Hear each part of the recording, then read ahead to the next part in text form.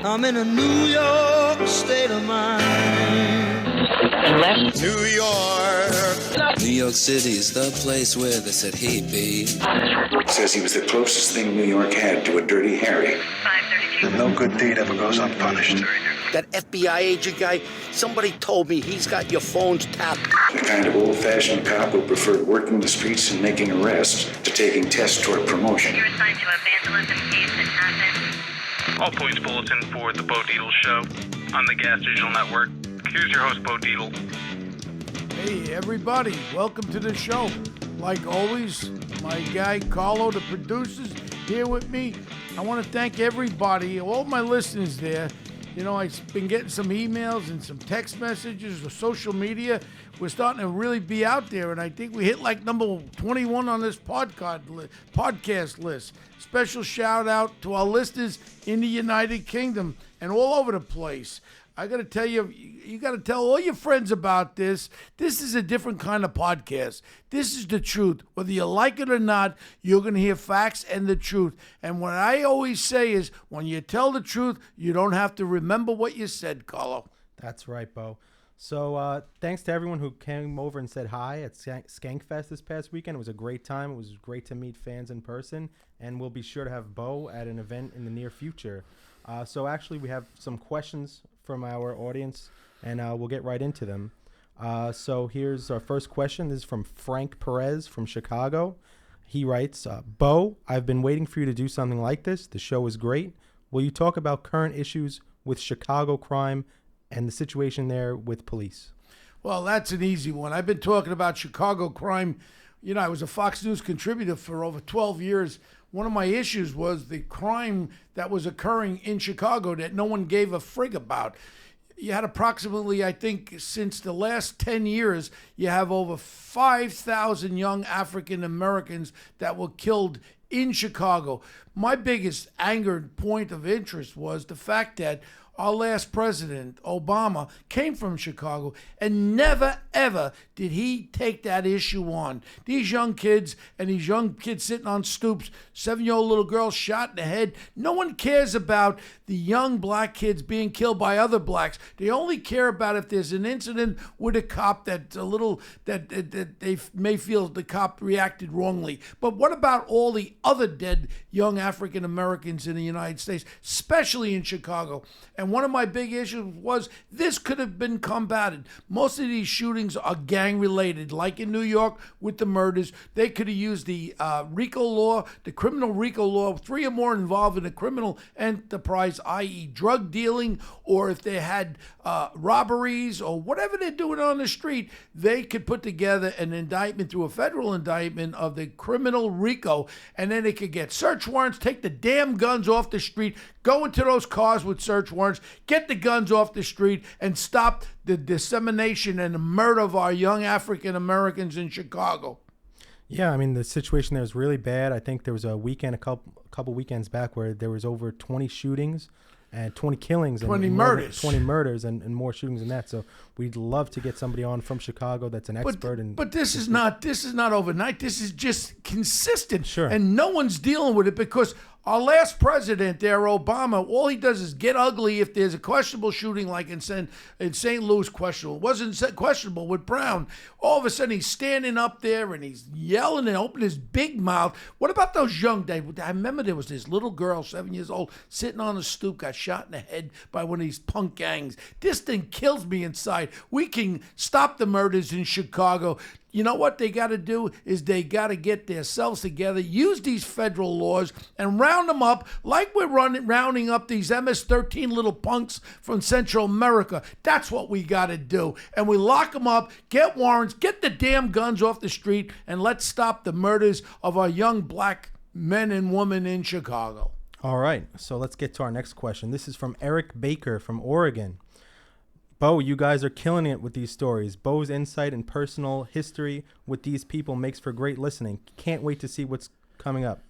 Bo, I have a question for you. Back in the day, did you have any run-ins with that psycho Roy DeMeo or any of the Gemini crew?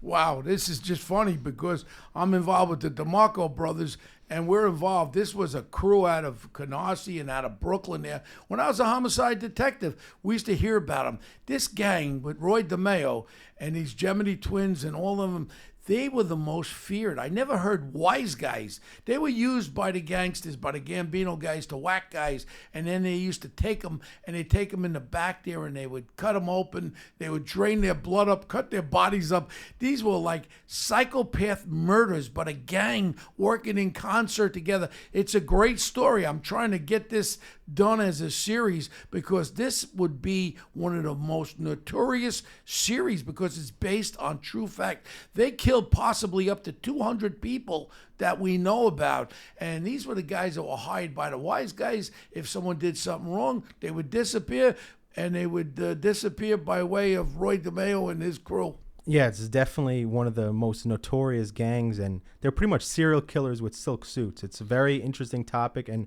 we're going to do a whole podcast just about Roy DeMeo and the Gemini crew, so stay tuned for that. Our last question is from Jose from the Bronx.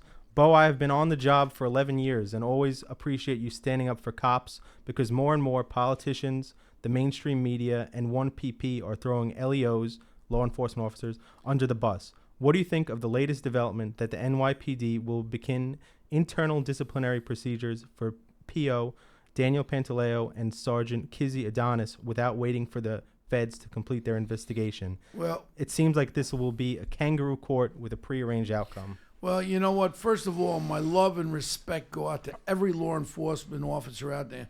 Mostly my heart is with the NYPD, and I see cops every day, and I know what they're going through with all these checks and balance and these morons from the city council telling New York City cops what they're to do, what they can't do, what they're supposed to say, what they don't say. What popped out in my mind was real quick, going back to Chicago, we had an incident there last week where this punk had a 9mm with a clip, and the cops are chasing. He went for the gun. They shot the guy, and they're demonstrating. They're demonstrating everything. As far as the Gardner case goes, I've dissected this case over and over. I've effected the arrest of thousands of felons over my time on the job. You got to remember, and first of all, my deepest sympathy goes out to the Gardner family. We don't want to see anybody die. Right. And the facts of the matter is he was about 6'2", about 300 pounds. And let's look at the medical condition of Mr. Gardner. The medical condition was acute asthma, acute heart problems, and also death-defying diabetes. That means if Mr. Gardner did 2 push-ups on the ground, he possibly could have died. A lot of people don't know when you have asthma. I have asthma. And if that windpipe closes up and you don't get relief for that with an adaptizer there, to relieve it up, that can affect, and that's what affected cardiac arrest. When they said that this guy choked him to death, that is bullshit, because I've used that technique of grabbing a big guy. I was 5'8" when I came on the force. Every friggin' body was like 6'2". I mean, how do you take a guy down like that? You grab him around the neck, you get him in a fucking headlock, and you bring him to the ground. I get so outraged. Not one of my guys ever died. And this guy was on the ground, Mr. Gardner, and he was saying, I can't breathe, I can't breathe. At that point, the EMTs were there. They should have given him some sort of, and asked him, you're asthmatic, try to relieve him.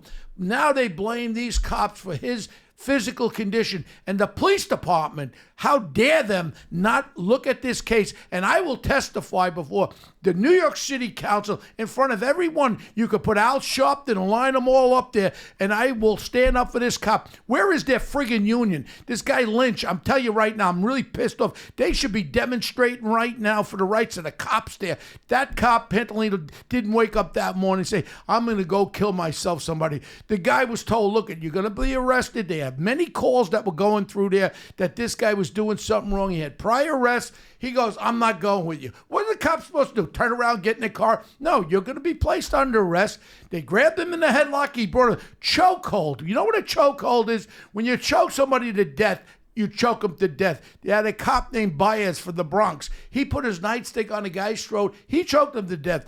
Officer Baez is doing time in jail for murder. That is a chokehold.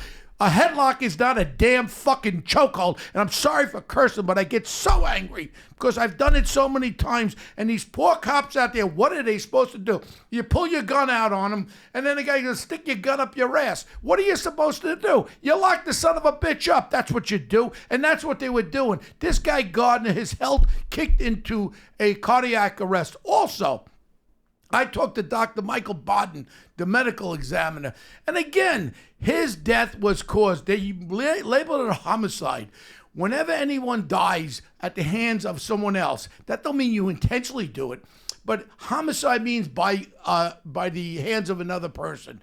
Now, what happened was, he got him in the headlock, he brought him down to the ground, and then all of a sudden, his heart started to be affected by his not being able to breathe properly, which caused the cardiac arrest. I'm not a fucking doctor, but I know enough. One thing, if you got a poor heart and you got acute asthma and you got diabetes and you're a sick person, that can be affected by almost anything. If Mr. Gardner decided to run around the block once, that could have affected that asthma, which could have caused the cardiac arrest. Let's stop with the bullshit. Why isn't the police department and the friggin' unions doing this and dissecting this case instead of appealing and placating to all these bullshit gangs and all these bullshit supposing civil rights leaders? They're full of shit, and I'll stand by it. And I challenge from this podcast, I will go and testify before the New York City Council. I'll get myself a young man there,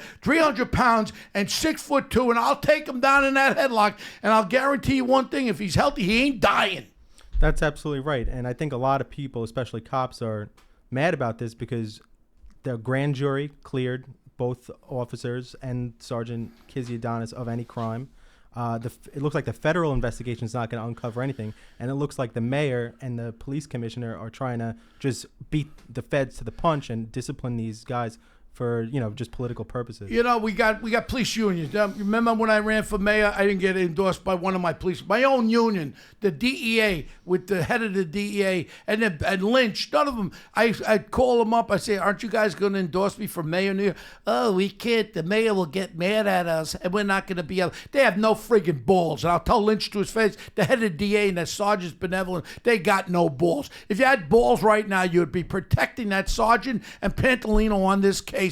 And you should be going public every day. And I guarantee you, if they want to hire Bo Dietl, you don't even have to pay me. I'll represent them in city council. We'll have all the city council people there, and I'll show them how you take a guy down 6'2", 6'3", 300 pounds with a fucking headlock. And it's not wrong, and it's not a chokehold. Absolutely. So I'm sorry for cursing so much. I'm just so angry. Well, all this right, is just Carlo? we can talk about whatever we want. So, Am I allowed to curse on this podcast? Absolutely. I apologize to anybody listening that doesn't like my fucking language. I'm sorry. I'm just so angry because cops are out there today trying to do their job, and there's no one speaking up for them. Why doesn't these unions hire a psychopath like Bo Dietl, who's walked the walk? I've never killed nobody, Carlo. I've been hospitalized 30 times, stabbed, shot. How about a guy fires at you from where you are to me? 5 times he shoots at me, and then he throws the gun down. He goes, you got me. I said, motherfucker, got you? He ended up in the fucking hospital, punched the shit out of him, and locked his fucking ass up. Yeah, it's a matter of safety. We need to keep our streets safe. And, it was a heated topic, but let's move on to something a little bit lighter. Bo, I hear... and again, statute of limitations, I never killed nobody.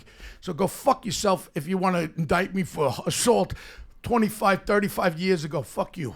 All right, so you heard it. But so let's talk about something lighter. Bo, you went to the Billy Joel concert last night. Oh, yeah. So my friend Bill Siemens, one of the guys that does the stage crews and shit, so he calls me up yesterday. He goes to me, hey, Bo, I got a couple of backstage passes for you. Billy Joel, I saw him years ago. So I called Margot up and I said, yeah, let's go. So we went back there. We had the pass that you could walk everywhere, backstage. All of a sudden, we're standing right there. Billy's like as close as you are playing the piano and circles around.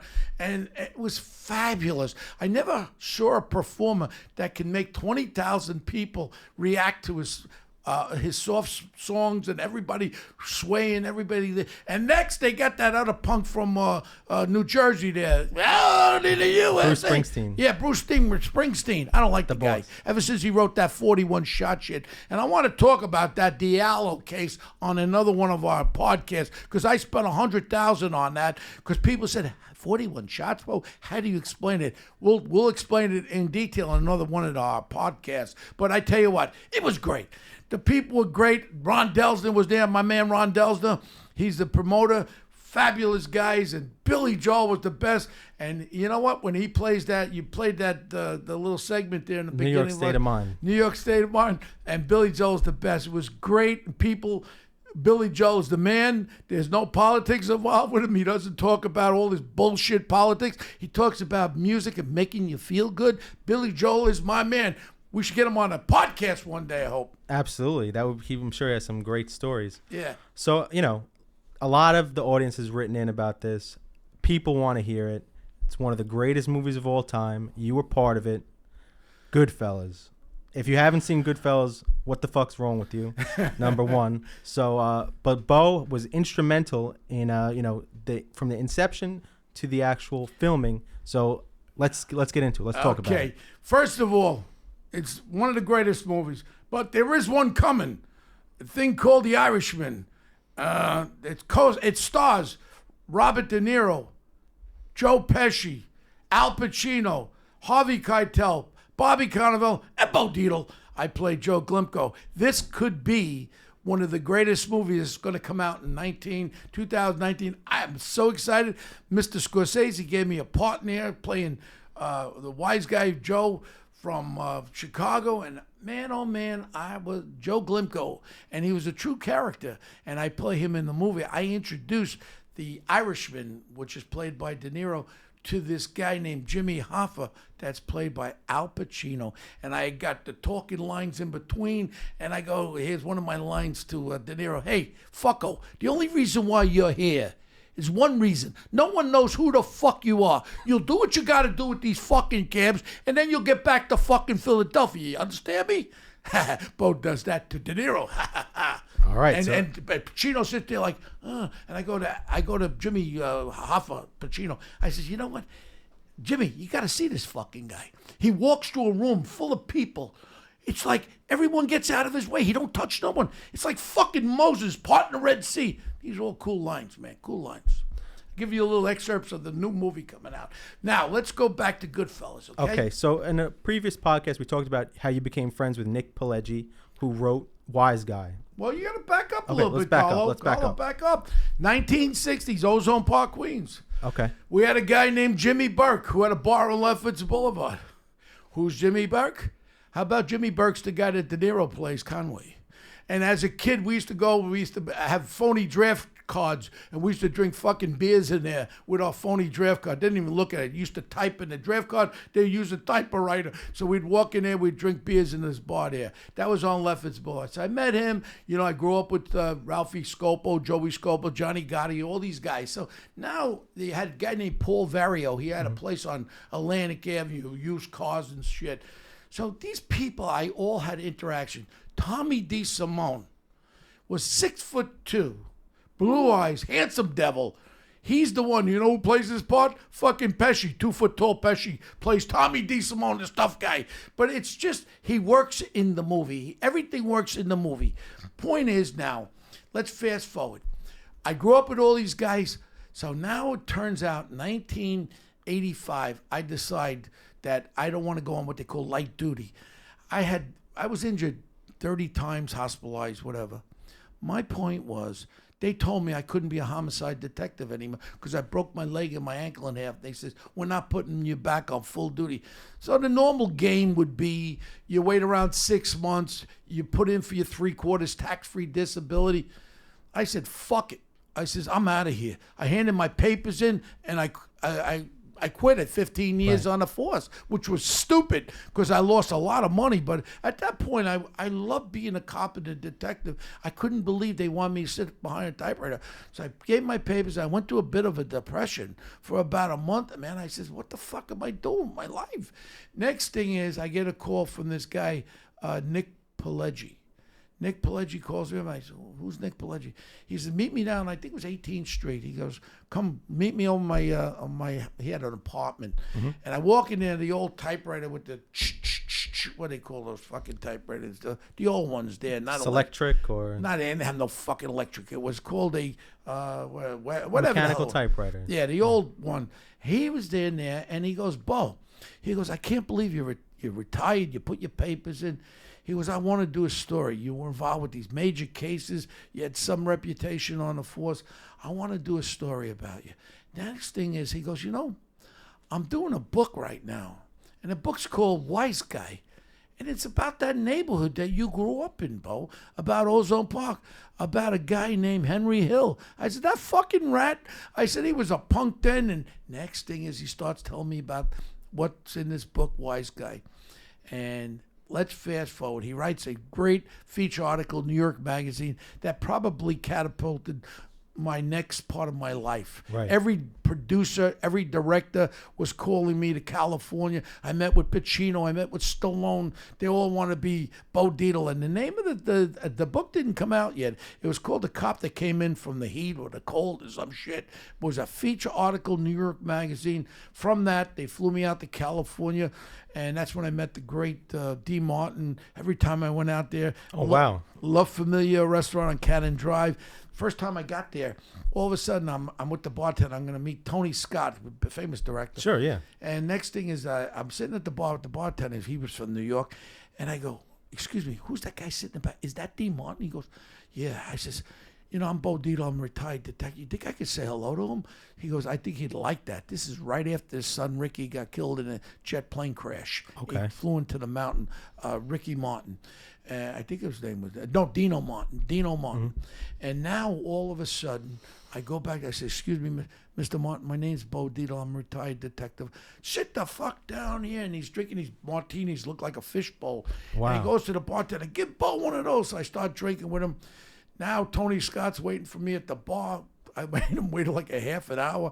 And every time I went to California, I met and I sat with D. Martin. And that was the biggest thrill in my life because I had known Frank Sinatra. I had gone out to dinner many times. I never met D. Martin. So now Nick Pileggi writes this article. Next thing, the article hits New York Magazine.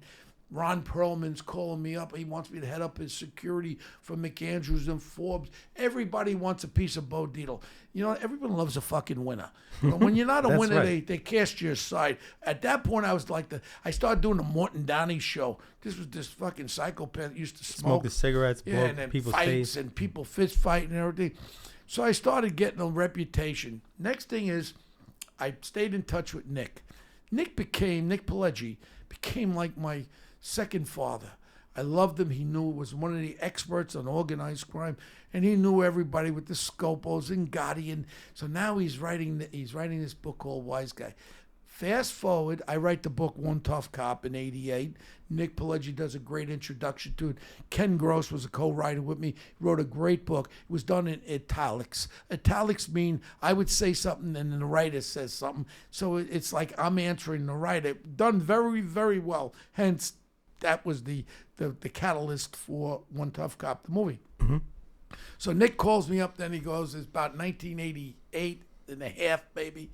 And he calls me up and he goes, Bo, Martin Scorsese, the director, is going to be this director. I said, oh, Mean Street? Fucking Martin Scorsese. He goes, would you like to meet him? How about we go up to Rayo's at the table? I said, fucking right. So all of a sudden we go up to Rayo's table and we're sitting there. And my table's the big one, the 10 right at the front. Next thing is who's there is Martin Scorsese, Ellen Lewis, the casting director, Nick Pileggi, Lorraine Bracco, who's the star? Ray Liotta, and everybody's sitting there and we're having dinner. We used to have characters at that bar. You had Petey Neck, Johnny Roast Beef, Mikey Black. I mean, these were characters. Frankie Nose, his fucking nose was like a big giant nose. All these characters, Little Jerry, a lot of these guys are dead. But what happens, everybody's sitting around the bar. That's where we used to drink. It wasn't like it is today. It wasn't crowded with all these fucking yo-hos. And next thing is Scorsese's looking around, and he looks up and he goes, Bo, can we come back next week? And you ask anybody that wants to be in the movie to come. We went back the next week and we casted 12 of the characters in Goodfellas right out of Rayo's. And the bar scene with Tommy Two Times and all that shit. I'm going to go get the papers. Get the papers. Yeah. So now we casted. So when we're looking. So when you met Martin Scorsese, what was it like? What did... He's a very soft-spoken guy, and I've been fortunate to do like for 4 movies with him. And when he walks into the set, everyone's quiet, and they set the shot up, and he looks around. No one talks. You don't talk to him. You don't talk. He's like God. God of film is Martin Scorsese. There's film. One of the greatest directors ever. There's film, and then there's God. Martin Scorsese is God of film. That's right. And that's his. So he has such a keen eye. When we did Wolf of Wall Street, who's going to play Bo Dietl? I said, fucking Bo's going to play Wolf of Wall Street. When we play that, we'll talk about that another time. But so let's stick. So we're back at Rayo's. Goodfellas. So he's observing all these characters around, and he's kind of like just seeing these people will be perfect because he wants it to be authentic. Yeah. So now I'm starting to look at the script. They have the script for It's No More Wise Guys called Goodfellas. So they're gonna film it. So I go through the script with Nick Pileggi, and I'm looking at the script. And I'm saying, wait a second, Paulie Vario, I know him. And the next thing is Henry Hill, that rat. He couldn't get made. He was a punk. He had a bar on Queens Boulevard. He was what they call an earner. He could never get made. Henry Hill. He was a dickie. And next thing is Tommy DeSimone was a fucking tough guy. I believe he got shot by Foxy of New Lots, or vice versa, but I don't remember. Foxy was the guy that helped you with the Pagans. Yes. Well, he was sitting in the car with Johnny Gotti, Dennis Green, and Joey Scopo. See, when you tell the truth, Carlo, you don't have to remember what you said because it'll always be the truth. So now we get the script. So I'm on the set during the whole filming of Goodfellas. We go to Salerno's, where I used to work as I used to make on the weekends. I was a busboy filming up there. That scene with Johnny Roastbeef getting shot in the fucking head with his wife when he started to spend the money from the Lufthansa. Oh, let's put that up. Actually, we have that scene. We have that queued up because that's a great scene. Yeah, and then what happens is I'm with Nick Pileggi and Scorsese during almost all the filming. And then the greatest scene was the Copacabana when they do a cam, a handheld cam, one shot through where they're coming in. Henry Hill and Rang's coming in, and they go right through the kitchen. Let's put the Johnny Roast Beef scene up. And all the scenes in there were so authentic, and it was so great to see growing up. But like I said, Paulie Vario is played by Paul Savino, great actor. Paulie plays that, and then but the funny one was Tommy DeSimone, 6'2", blue eyes, tough bastard, and little Pesci. But Pesci is a great actor. I hear he steals the Irishman. He's such a good actor on that. So during the whole filming, I was present. Here we go. That's Johnny Roast Beef there. He's walking here, and he's spending the fucking money from the Lufthansa high. It's a wedding gift, Jim. It's from my mother. It's under her name. I just got mad. He got casted in Reyes, Johnny Rose. How authentic is he? I just got mad. Johnny, are you nuts? What are you, stupid? You stupid. We got a million fucking bulls out there. Everybody's watching us, and you get a fucking car. But it's telling me I'm excited. My mother's name. It's a wedding gift. Fuck whose name it's under? Are you stupid or what? Did you hear what I said? Don't buy anything. Don't get anything. Nothing big. Did you hear what I said? What's the matter with you? All right, we can end it there. Yeah. So basically, he goes and starts to spend the money. Now, a lot of people don't realize when the Lufthansa heist happened, and he's gone now, but Conway is this character he plays. It's Jimmy Burke. So that's the bar that we're talking about that you used to drink in. Well, I don't know. It's supposed to be. It's supposed to be his bar, but I don't know if that was the actual one. Now, so you got Jimmy Burke, and my paths cross again. As a homicide detective in the 7-5 detective squad, what do you think happens? I catch 2 homicides. They used to dump them in the 7-5. They called it the killing fields. So when the wise guys would kill somebody, they'd dump them in lots over there, but we'd catch the murder. So I got 2 cases. I get a call from the DA's office. You got to go get this. You got 2 cases that Henry Hill has given up Jimmy Burke on the cases. So get him from Allenwood. We're going to bring him in and arraign him on these 2 murders. So I had to fly to Allenwood with my partner, and we'll get Jimmy Burke. And I knew Jimmy Burke as a kid. We get him back on the plane. We had a 2-engine plane. We fly back. Next thing is Jimmy Burke is in a plane. I tell the girl, give me some of those small bottles of fucking scotch. So we start drinking scotch. He's not handcuffed. My partner, we're there. The next thing is we land at LaGuardia. My Herbie Holman, my lieutenant, he's there, and he says, "What the fuck you doing? You're drunk, your partner's drunk, and your prisoner's drunk." I said, "This is Jimmy Burke. He ain't going nowhere." So we went in there, and his family took a little attitude. His daughter came up to the station. I was, "Bo, how could you do this?" I said, "I'm not doing nothing." I said, "Your fucking friend Henry Hill is the rat that gave your father up." And that's the facts. And I never wanted to work in organized crime, but yet I go in the shithole of the world and I catch a case in organized crime.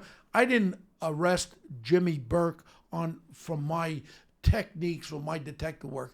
He was arrested because of the rat Henry Hill who gave him up on the murders. So the real Henry Hill was kind of a disgusting character. He was He's a a drug fucking addict. punk, and he's a punk. And I remember him getting thrown out a few bars. You know, when you do a movie, you can't make the guy look like a Right. slime. And originally, that movie was going to be done in Canada for about $32. Then all of a sudden, Scorsese got involved, and the next is history when he brings this cast of characters. That's what I love about the movies, and I love about Martin Scorsese. He makes stuff so fucking real. And he wants to have that authenticity. And then all of a sudden Marty says, "Bo, I want you to play the arresting officer." So that's the famous scene there where he backs up. He's backing out. The girl there was going to take some drugs. We have that clip, actually. Oh, you got that? We have it. Yeah, you'll see Bo with some fucking real black hair and black beard. I used my own real gun. It was a P88. I took the clip out. They didn't have a good enough looking gun, so I used a real one. Took the clip out, and you'll see it in the scene here. So another thing, so you have all these people from Rayo's, and you're looking at the script, and I understand that Marty Scorsese's not the type of person that says you have to read it exactly as it is. Well, here on the piece that he gave me to do, Marty, he said, "Lock him up. Say whatever you would say if you're locking a guy up." And then we have the other scene with me in the station house when they're bringing him in there, and they had all these strainers because were running the cocaine, so they had strainers, boxes of strainers, and some of the scenes, they were all ad-libbed, and they used every one of the words in the movie itself. That just shows you how authentic Martin Scorsese really is. He just wants it so real. And I've locked up a few people, so it was not too hard for me to do my lines. And, when we see the line, you'll see where I yell at him. And the next thing in the station house, all his friends are coming in. I said, "Oh, all your friends are here. We're going to have a fucking party." And then they have boxes with strainers and scales. I said, "What are we going to bake a fucking cake?" And I say, "Hey, dickhead, when you get up to Attica, your ass is going to look like my foot." And then the guy tastes the cocaine, and he winks at me. Famous line, "Bye-bye, dickhead." So when you were on the set, how many takes did you do? Like how many times did you try it out? Well, did you try a couple different lines? They call me one take, Bo. I don't need much. But they have to do reverses of the cameras, and then they have to do the wide shots. So there's a lot of I don't care if you get it right, but then Marty likes to do the script. But this wasn't much script there with Goodfellas, but I'm talking about even with The Irishman. You do the script, and then all of a sudden you take it upon yourself. Or with Wolf of Wall Street, that whole scene about the Quaaludes, you fell asleep in your fucking macaroni with Leonardo DiCaprio there. These are things that Marty likes to get the reality, real. Now, how hard was it to play Bo Dietl in The Wolf of Wall Street? I was fucking Bo Dietl. When Marty says, "Who are we going to get to play?" I said, "Who the fuck you think you're going to get to play? Me." And it's just so exciting to be around. Here it goes. Okay, Oh, this is the aftermath.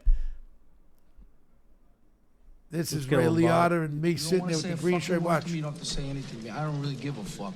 25 years, pal. That's what you're gonna do. And see how much of a good guy you're gonna be then. All day I thought the guys in the helicopter were just local cops busting my balls over Lufthansa. They turned out to be narcs. They've been on me a month. Phone tap, surveillance, everything. You know the boys. How you doing, boys? All the pals are here. All the pals you are don't here. Talk to me, you're gonna have a fucking problem all night. I'm gonna be on you like shit. Each one of these counts 25 to life. New York State. 25 fucking years, pal. I slap your fucking head inside out. The baking the cake. Jerry, Yeah. what were you guys grocery shopping? What are we gonna make a cake? You gonna make a fucking cake too? You got anything good in there or what, Jerry? Watch. Is it good?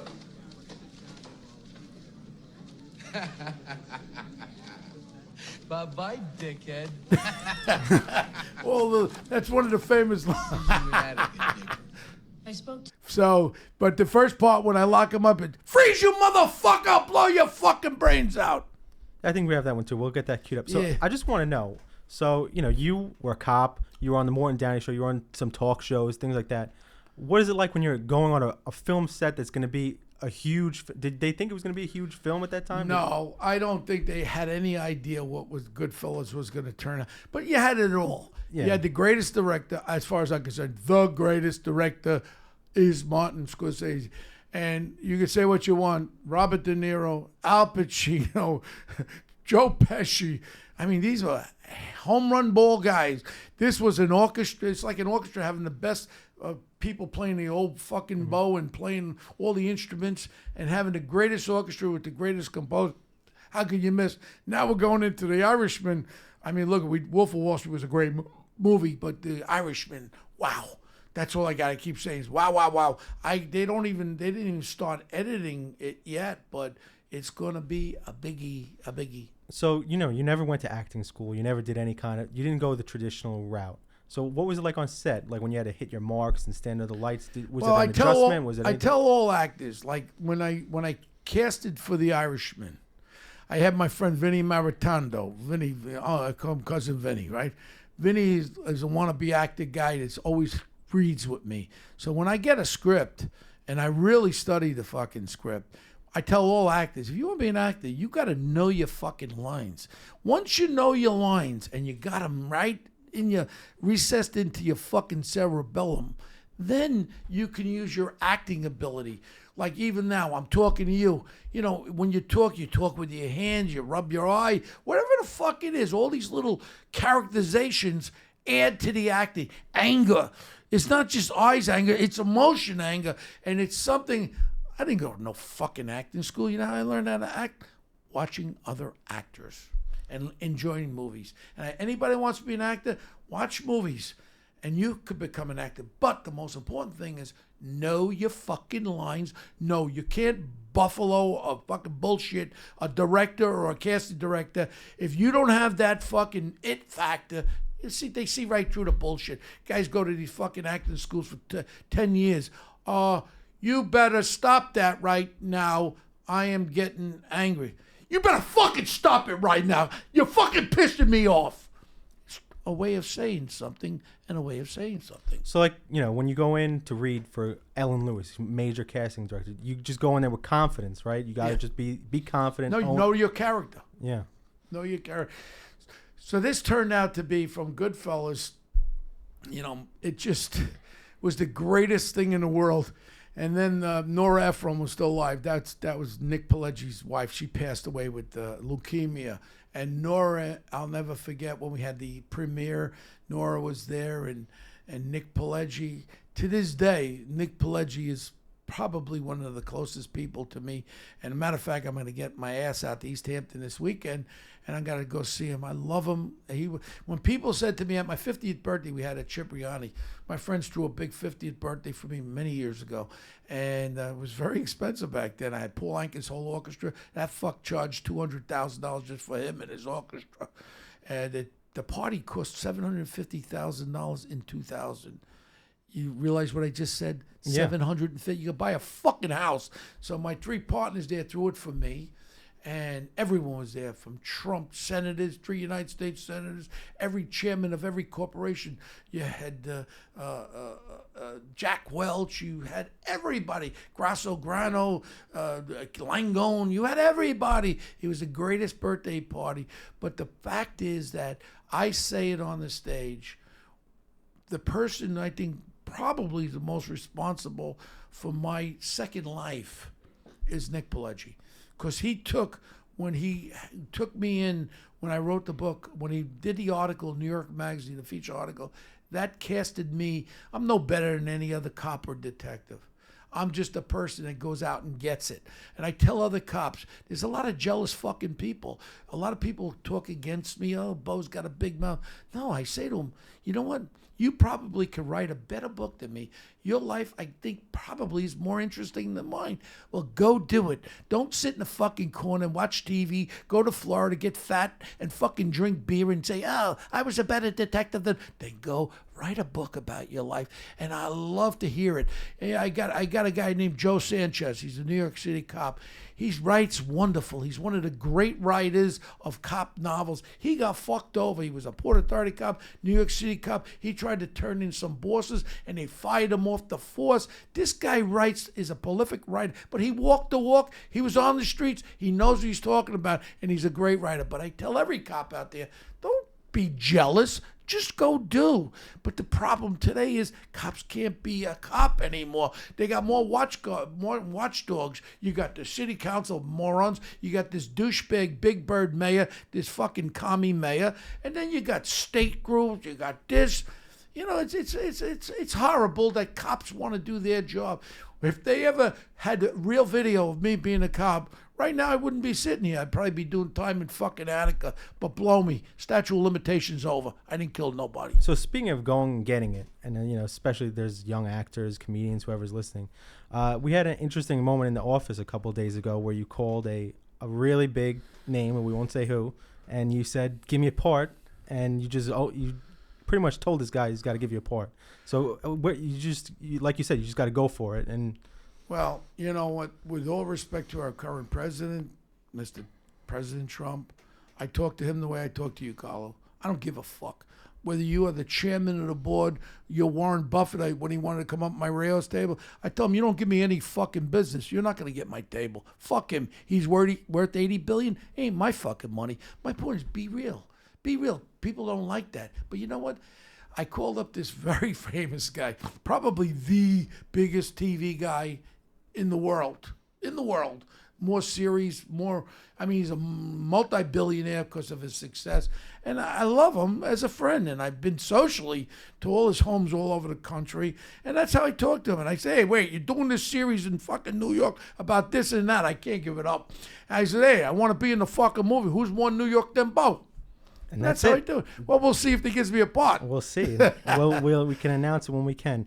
And another thing you mentioned about Nora Ephron, I think it's very interesting that she also made a movie based on the same Henry Hill story, My Blue Heaven, with Steve Martin. So it's just interesting to see that she then made this movie about Henry Hill's witness protection program, and just the same story told by two different people. Yeah, two different ways. And Nora, wrote Harry Met Sally, Silkwood, and You Got Mail. I was in that. I played the garbage man, so I'll never forget. It was a great part. She's outside with Megan Ryan. And Megan Ryan owned a bookstore. She comes out.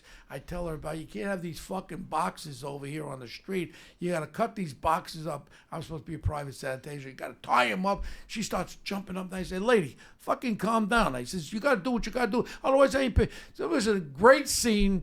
And then I get a call, right when they're editing. And Nora Ephron, I'll never forget. She calls me and she goes, Bo. I said, hi, Nora. She goes, well, I got bad news. I said, tell me. She goes, we really had to edit the film down. And, Bo, your part is being edited. I felt horrible, but I didn't let on to it. I said, Nora, I love you. I said, you do whatever you got to do to make that movie a great movie.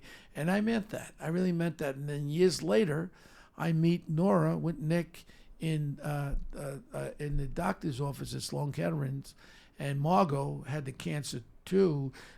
And one of the things that Nora said to me, and Nick, please don't tell anybody. We kept it a secret for 5 years. And Dr. Stephen Neimer, the great doctor at Sloan Kettering he used to be with, and then we all know what happened to Nora, but we know what happened. Margot survived, and she's so healthy, and she survived lymphoma cancer, and Nora had leukemia there, and she didn't survive. But it's just funny about, how life's crossed and all that. And if you're a real person, that's what comes out. You're a caring person, a real person. Well, you know yourself, Carlo, how I am. I mean, I cut through the bullshit. A lot of cases that we've spoke about, I didn't make money on them. I just got involved and I cared about it. And it seems as you get older, you cry a lot easier because emotions become more effective because you start thinking about your whole life. And I'm 67 years old. I had a life. I probably had 10 fucking lives of other people. We're going more. We ain't stopping. We're going. And you know what? The podcast lets me go into a world where I wouldn't be able to do it, where I had some schmuck narrator there talking to me. No. I like you, Carlo, because you know me and you can get it out of me and you understand the intricacies of me by working with me. And it's very important that people understand what makes life work. And all the things I've done, I wasn't the greatest father in the world. I was a cheating father. I had 2 families. I had 1 out of wedlock. All my children, all my name. I'm not proud about all my inadequacies, but this is life. And I love them all. And I love my exes. I love everybody. And that's what you got to do in life. There's bumps in life, but people think it's got to be a pure life. No. You get bumps in your life, but you try to do the best you can. And I think that's why a lot of people like to listen, because you're authentic, and it's very rare in this world that you get authenticity, and this podcast allows people to see real authenticity. Yeah. And I think, that's what made Goodfellas success, because it was authentic. Yeah. Some more questions about Goodfellas. Yeah. So you've obviously loved the movie. What was your favorite scene from Goodfellas? My favorite scene in Goodfella was at the bar with Bobby Batts, my friend, the actor, Frank Vincent. Billy Batts, and he died when all of a sudden he tells Pesci, go get your fucking shine box. And I loved that scene. And what was that actor's name? Frank Vincent. Frank Vincent, and we lost him, one of the great actors. And it's just great. I was talking to Steve Sharippa. I think he wants to maybe come on next week or something. And Steve is a guy, everybody wished that they were, here we are. That's the boss scene. That's it, yeah. Pesci is a fucking show stealer. That's Frank Vincent. We lost him. We can get some volume on that clip. I mean, I'm only kidding with you. We're having a party. I mean, I just came home. I haven't seen you in a long time, and I'm breaking your balls, and right away you're getting fucking fresh. I'm sorry. I don't mean to offend you. I'm sorry, too. It's okay. No problem. Okay, salute. Watch so, this. Now go home and get your fucking shine box. Motherfucking you fucking piece of shit. Yeah. Come on. Let him go. See, what happens in this thing is the real guy, Tommy DeSimone. So you knew who he was. Plays you had Tommy his reputation. DeSimone. Now he ends up whacking the fucking made guy in real life. So now they had to whack him. So he gets killed then in real life. That's why when Joe Pesci's supposed to be Tommy DeSimone, he's supposed to get made when they're sitting. That's Martin Scorsese's father with the fucking cane. That was his dad, God rest his soul. In there, his mom's in there. She's in the kitchen there cooking. And I'll never forget the scene with the 2 paintings. That's when they shoot him at the dogs look at the both. And then when they shoot Pesci in back of his fucking head, and the old man comes with the cane and he puts it on the top floor, and that's that. In other words, you got to stay by the code of the mob, the way it was. Today, everybody's flipping like fucking fresh flounders. There's no more of those old zips that were quiet. Fucking flipping like fucking fresh flounders. More fucking rats. Everybody, I can't do time. Louis Dome, my old friend, passed away. Louis Dome says, this is maybe 20 years ago when Louis was still alive. He goes, Bo, it's all over. Nobody's got fucking balls anymore. As soon as they got to look at jail time, they're fucking ratting each other out. John Gotti, and I'll say it right now, I knew him as a kid. He was a fucking man. He went to jail. He had cancer. They let him fucking die and wivel away, and he just looked in their faces and spit in their fucking eye. He was a tough guy. He was a real guy, and he's was a guy that they couldn't fuck over, and they got so pissed off. So, we just saw the Billy Bat scene. Everybody knows, go home, get your fucking shine box. People like that. I know people like that. And I think that really captures that moment where it goes from kidding around to disrespect. And when you disrespect somebody that's a crazy hothead. Well, you saw the other scene in there when my other friend that plays the restaurant owner, and he's the actor that all of a sudden he says, hey, Tommy, you got this fucking check. And then all of a sudden, again, Joe Pesci goes at him, and then all of a sudden he embarrasses him, and then he takes the fucking guy by the tie, smashes the bottle, and that actor's a good actor too. And then you got, hey, Spider, get me a fucking drink. Hey, don't call me fucking Spider. And then he shoots the guy in the fucking leg. Then he ends up killing. That just shows you the psychopathic character that was portrayed in that movie. I don't really believe the real Tommy was as fucking crazy as they had Joe Pesci playing. Because I knew him. He was a pretty cool fucking guy, but I don't think he would shoot a fucking kid like that. Here it goes. This scene here.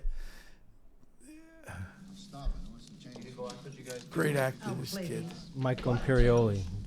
Yeah, we know him from Sopranos. Now watch what he says. What am I, a mirage? What? Where's my fucking drink? I asked you for a drink. You wanted a drink? I just asked you for a fucking drink. No, I thought you said that you were all right, Spider. No. What do you got me on a fucking pay no mind list, kid? No, I thought I heard someone say something, Spider. I thought it was Henry. You stuttering fucking fuck. mumbling, stuttering little fuck. You know that? No, I thought you said I was all right, Spider. So... No, you ain't all right, Spider. You got a lot of fucking problems. No, I thought you said you were all right, Spider. I am all right. You ain't all right, you little fucking prick. I thought I am. You've been doing this all fucking night to me, you motherfucker. You want a drink now? I'll bring it for you. Yeah, go get me a fucking drink. Move it, you little prick. You walk like fucking Step and Fetch. Everybody else, you'll fucking run. Run for me, you prick. Dance. Dance the fucking drink back here. A little prick. Hey, what's that movie that Bogart made? Which one? The one where he Here played it a comes. cowboy. Only did one. The Oklahoma Kid. Shane? Oklahoma Kid? Shane. Oklahoma Kid. That's me.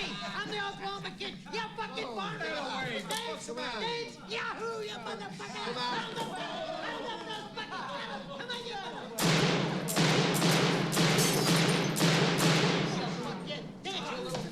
Now he's moving. We can cut it now.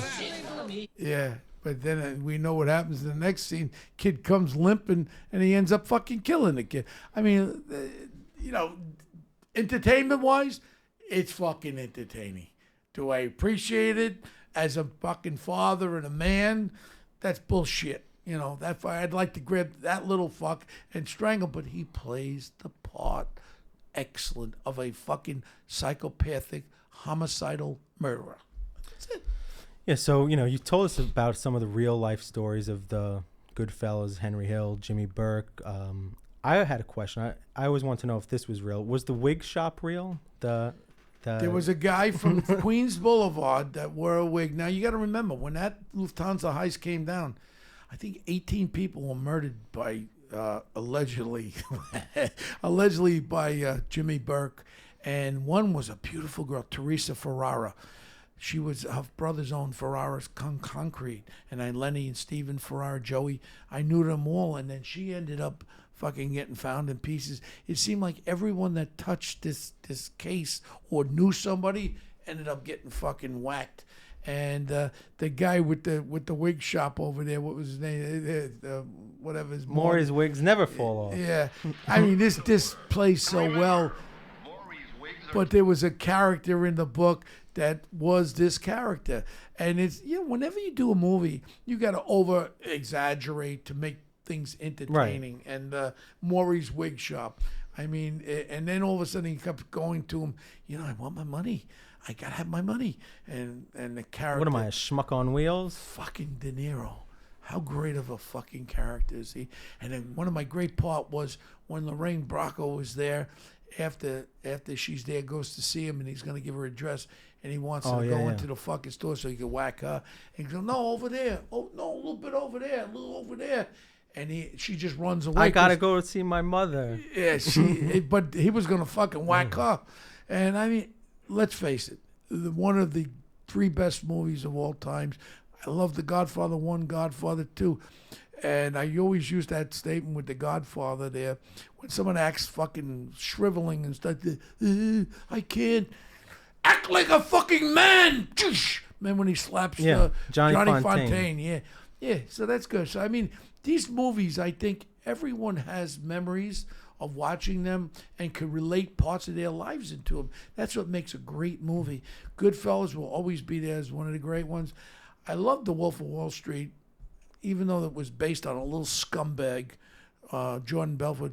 I was just with the other night with Steve Madden, the shoe guy. Great guy. He had the only legit business that they brought public, and now he's a multi-billionaire with his shoes. Yeah, but he wound up having to go to jail. Yeah, but of course, the fucking Belfort wore a wire, the rat bastard. He set these things up, and he became a fucking rat. Why? He didn't catch a fucking beating. I don't know why. He should have gotten fucking beat up. If he put me in jail, that motherfucker would have been walking around with one less fucking arm, or maybe dislocated anyway. So a lot of fans also want to know, a lot of fans of the network are big fans of comedy. They're also fans of vinyl, and they loved your part in vinyl where you got to work with Andrew Dice Clay. Wait, we should get him on this show, Andrew. Let me tell you. One of the a great actor too. He plays this music executive that's fucking coked out. We have that clip too. That's a great part. And Bobby Cannavale, one of the great actors also. And they were supposed to go into the second season. And I'll never forget, I played Joe Corso. I played a fixer. And it was just funny when you read the scripts around the script table. I'm in a lot of the episodes. Then towards the end, I get fucking whacked. Guy shoots me from behind. I'm reading the script. I go, Marty, I got to get fucking whacked. And then Terry Winter was there. I said, Terry, what are you fucking whacking me? I said, after I did it, of course, I got to get whacked. So we're going to have a second season. I tell Marty, I'll lose 20 pounds. I'll shave this fucking beard. I'll put a fucking wig on. I want to come back as his cousin. I want to whack the motherfucker that whacked me. It may have happened, but who knows? Let's see if we can get that clip from Final. Okay, here we go. That's Bobby Cannavale. Come on, you That's... You Who do you really think that took is? off on me the other Andrew night. Dice Clay. Well, I thought we were done. Night ain't over till the big man says it's over, right? Right, well, I had work, family commitments. Yeah, family. It just builds up that tension because something's going wrong. Yeah, they used the music great here. And he starts shooting at the fucking screen. Watch this with that. And then Richie, come over here. You gotta see this, please. Come on, please. Okay, I'm coming. Please. You ever see this movie? he's watching Frankenstein. There you are. And I'm watching him, and I'm fucking stoned too. We're doing coke all But night. In life, you gotta face your fears. Now, what happens in this scene here is he ends up kissing fucking Dice on the lips, and that wasn't in the movie. And that made him go crazy. And I don't know if you got the clip where I do him in. He sleeps with the. I make him sleep with the fish. You gotta. And it also captures that moment because when people are doing drugs and stuff late at night, something's gonna go wrong. This is you've got to face your fears. That's what he's saying. That's it. That's what I'm talking. That's exactly what I mean. And you hear this song? Frankenstein. That's the name of the song. It's got the same name as the movie. You know what they call that? You gotta face your fears. Synergy. So what was it like working with Dice on set? He was great. Yeah, he fires the shot now at Frankenstein, hits him in the head. Now here's where it gets really shitty.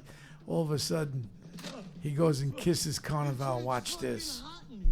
He walks over to Cannavale, he catches him by, and that wasn't in the script, the kiss on the lips. This is Marty Scorsese again, to act, and Dice was so smart that he wanted him to do something that would start this fight off, and watch, you'll see what happens now. Because that's what life is. Come on, dance. Come on. So he's in a robe. He's in a robe, and Cannavale's there. He doesn't want to be there. Yeah. It's going wrong.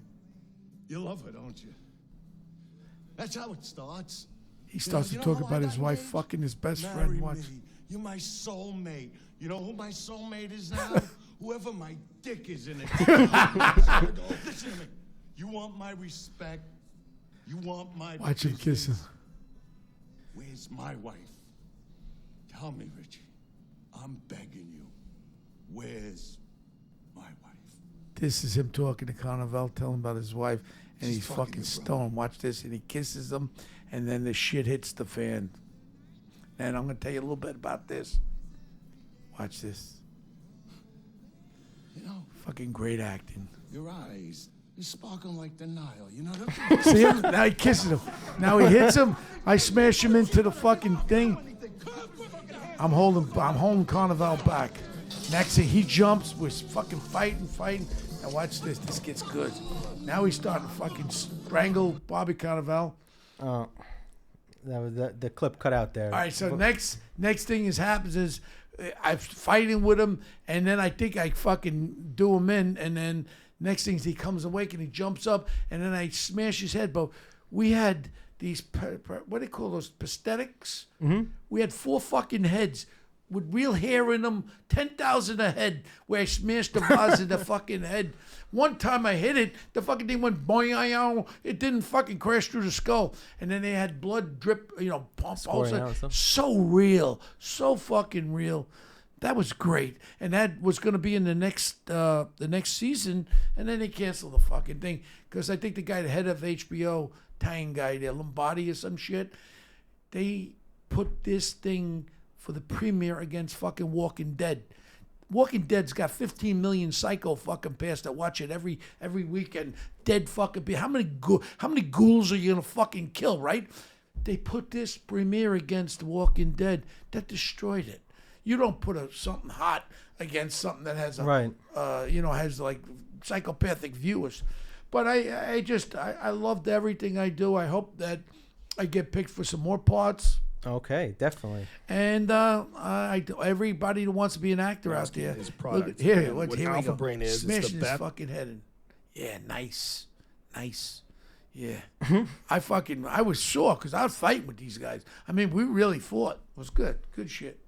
All right, so we'll wrap this up. Want to wrap it up on Rayo's, tying it all back to Rayo's, because Frankie Pellegrino, of course, was in Goodfellas, and he does that. He gets casted as the guy cooking in jail with Paul Vario, Another who's great Savino, line.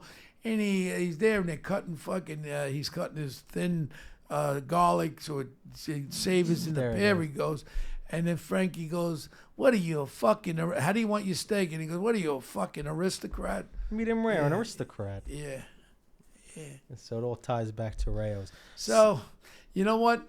We're going to continue to do it. All I want is people to listen. And if you listen to the One Tough podcast, you're going to find out the truth. You're gonna, maybe some of it you don't like, but one thing you'll get the truth. And I want to get into this gardening thing. And I really feel as though these cops are out there trying to do their job. And we got to support our police. Somebody's coming through this back door, going to rob us. We want to get the police to come and help us. Absolutely. So everybody, thanks for listening. We're only just getting started. Keep an eye out for some big news coming. We're going to announce some big guests. A lot of people are going to come in, sit in with us, talk all different types of subjects, from entertainment to business leaders to cops to former criminals, everybody. We got everybody coming. Make sure you like, subscribe, and review our podcast. Email us questions. Our winner of today of our signed book by Bo is Nathaniel. So congratulations to Nathaniel. Please like, review, subscribe, tell your friends. Always write in to onetoughpodcast@gmail.com. We'll take all your suggestions, and we're going to make more podcast episodes based on what the audience wants. Thank you, everybody. Thank you so much, Carlo. Thank you. And I got my little grandson on my little FaceTime right now. That's little Jackson. My daughter, Dana. They're calling me, FaceTime me. Love everybody. Have a great day.